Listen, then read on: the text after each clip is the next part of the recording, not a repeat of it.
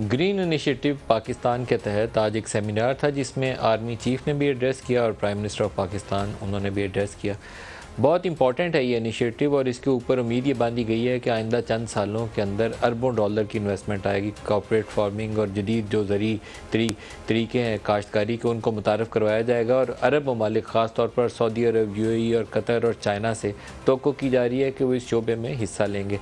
आज से कुछ अर्सा पहले कुछ बिजनेसमैन ने आर्मी चीफ से मुलाकात की थी तो उन्होंने 3 शोबे आइडेंटिफाई किए थे, एक ज़राअत का शोबा, एक माइनिंग का शोबा और एक आईटी का शोबा, जिनके अंदर उनको बहुत उम्मीद है और यकीन है कि ये सऊदी अरब, यूएई, कतर और चाइना, जिन दोस्त ममालिक ने पाकिस्तान को पिछले चंद सालों में मुश्किल हालात में बेल आउट करने में मदद की है, वो इन 3 शोबों में बड़े पैमाने पर सरमायाकारी कर सकते हैं।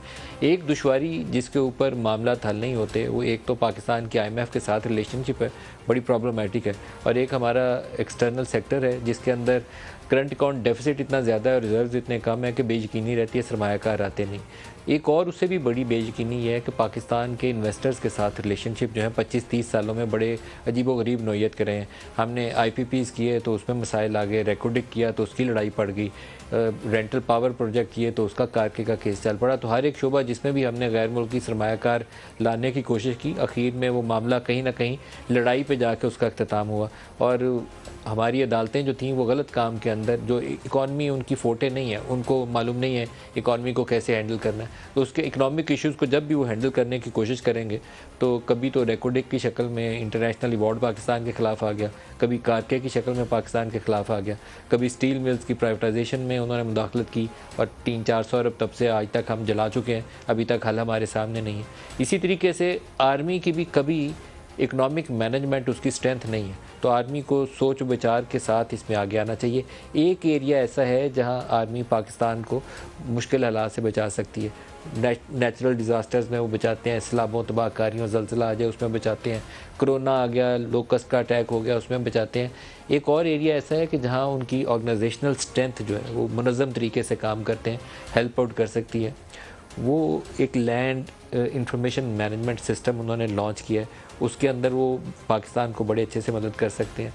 दूसरा, ये जो अरब ममालिक हैं ये पॉलिटिकल गवर्नमेंट पे अब ज़्यादा भरोसा नहीं करते, ये भी एक अफसोसनाक पहलू है। वो GHQ से डील करने में ज़्यादा कंफर्टेबल फील करते हैं। उनका ख्याल ये है कि वहाँ जो मामला तय होंगे, जो लिख पढ़ वहाँ की जाएगी, उसके ऊपर अमल पैरा होने में आसानी होगी।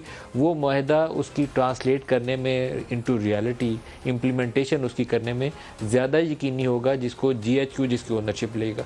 तो ये वो प्रोग्राम है जिसकी ओनरशिप बराह रास्त GHQ ले रहा है इस वक्त। कह तो रहे हैं हुकूमत का इनिशिएटिव, हम आपको सपोर्ट करेंगे, लेकिन ये एक्चुअली है, ये आर्मी का ही इनिशिएटिव है। आर्मी के किसी ज़माने में नायाब और निपजी के नाम से ये हमारे कॉटन की रिसर्च के मामले में बड़े एटॉमिक एनर्जी के ये अदारे थे। एटॉमिक एनर्जी के नीचे, न्यूक्लियर एनर्जी के नीचे वो कॉटन वैराइटीज़ जो वायरस रेजिस्टेंट हो उनके ऊपर काम किया करते थे। लेकिन फिर वक्त के साथ साथ जहाँ सारे शोबों में नुकसान हुआ है वहाँ पे भी नुकसान हो गया। कॉटन क्रॉप हम 14-15 मिलियन बेल से पैदा करते करते 6-7 मिलियन बेल पे आ गए। अब 8-9 मिलियन बेल बाहर से हम इंपोर्ट करते हैं। तो अगर सिर्फ इस एरिया को ही टर्न अराउंड कर लें, मैं लंबी चौड़ी बातों में जाए बगैर सिर्फ हम कॉटन को ही टर्न अराउंड कर लें, टेक्सटाइल हमारा मेन स्टे है एक्सपोर्ट सेक्टर के अंदर, अगर हम 25-26 अरब डॉलर या 30 अरब डॉलर की बरामदात करते हैं तो उसमें से इस साल कम है, लेकिन उससे पिछले साल 18-19 अरब डॉलर सिर्फ टेक्सटाइल की मद में हमने कमाया था, आउट ऑफ 31 बिलियन डॉलर। सिर्फ कॉटन को अगर अच्छे से हम प्रोड्यूस कर लें और दोबारा ले जाएं उसको 14-15 मिलियन 18 मिलियन बेल्स पे ले जाएं तो पाकिस्तान का ना सिर्फ ज़र मुबादला बचेगा बल्कि एक्सपोर्ट्स की मद में हम अरबों डॉलर कमा भी रहे होंगे। तो ये वो एरिया है जहाँ वो मदद कर सकते हैं, लेकिन उनको फ़ौज को अपनी मुदाखलत जो है सोच समझ के करनी चाहिए, क्योंकि दोबारा इकॉनमी जो है उनका स्ट्रेंथ नहीं है, उनकी स्ट्रेंथ तंजीम है, तंजीमी ढांचा उनकी स्ट्रेंथ है, जहां वो हमेशा आएंगे और हुकूमत को मुश्किल हालात में मदद कर सकते हैं अपनी उस जिम्मेदारियों के अलावा जो पाकिस्तान के दिफा के लिए उनका अवलीन फ़र्ज़ है। तो इस मामले में उनका रोल है भी, लेकिन सोचो विचार के साथ आगे आना चाहिए, एकदम से नहीं आ जाना चाहिए। पिछले 2 हुकूमतों में आर्मी चीफ को बराह रास्त इकॉनमी की मैनेजमेंट के मामलों के अंदर इन्वॉल्व किया गया। PTI की हुकूमत ने जनरल बाजवा को इन्वॉल्व किया, नेशनल डेवलपमेंट कमेटी बनाई उन्होंने NDC, उसके अंदर उनकी मेंबरशिप रखी आर्मी चीफ की। इसके अलावा जो दोस्त ममालिक पाकिस्तान को उस वक्त कर्ज़ नहीं दे रहे थे, इमरान खान को सऊदी अरब के पहले विज़िट के ऊपर कुछ हाथ नहीं था, या कुछ वादे ज़बानी कलामी उन्होंने किए, चाय वाय पिलाई, गिफ्ट दिए, लेकिन कोई अरबों डॉलर की कमिटमेंट नहीं थी। वो कमिटमेंट तब हुई जब खशरजी का वाक़या हुआ। उसके बाद यहाँ से DJISI को दोबारा रवाना किया गया और फिर आर्मी चीफ़ ने विज़िट किए इन तमाम दोस्त ममालिक के।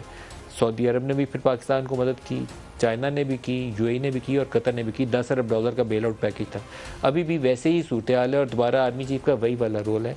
दोबारा आर्मी ही कोशिश करके नेगोशिएट करके सऊदी अरब और UAE से दोबारा $3 अरब की कमिटमेंट हासिल करने में कामयाब हुई है, जिसके नतीजे में 12 जुलाई को एक्सपेक्टेड है कि IMF का प्रोग्राम बहाल होगा। इसी तरीके से चाइनीज़ लोन रोल ओवर तकरीबन $5 अरब का हो चुका है। मज़ीद भी तवक्को है कि उनके जो बायलैटरल लोन्स हैं वहाँ हमें वो गुंजाइश देंगे। इसके अंदर भी पिंडी का रोल बहुत वज़नी रोल है उनका, उसके बगैर ये काम आगे पाए तक मील तक ना पहुँचता।